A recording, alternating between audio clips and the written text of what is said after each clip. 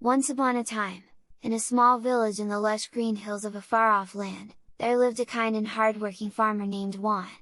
Juan had a passion for chocolate, and he spent all his days tending to his cocoa trees and dreaming of making the most delicious chocolate in the world.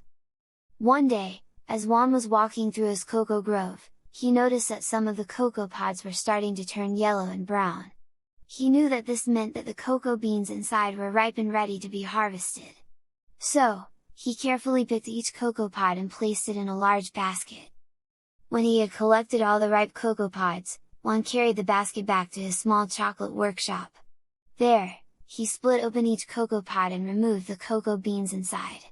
He then spread the beans out on a large tray and left them in the sun to dry. After a few days, the cocoa beans were dry and ready to be roasted. Juan carefully placed them in a roasting pan and set them over a low fire. As they roasted, the beans released a rich, chocolatey aroma that filled the air. Juan turned the beans constantly to make sure they roasted evenly. When the cocoa beans were perfectly roasted, Juan ground them into a fine powder using a special machine.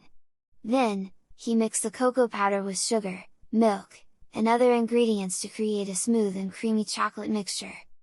Finally, Juan poured the chocolate mixture into molds in the shape of bars, coins, and other treats.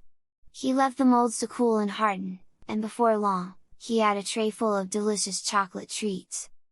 Juan was so proud of his chocolate that he decided to share it with the whole village.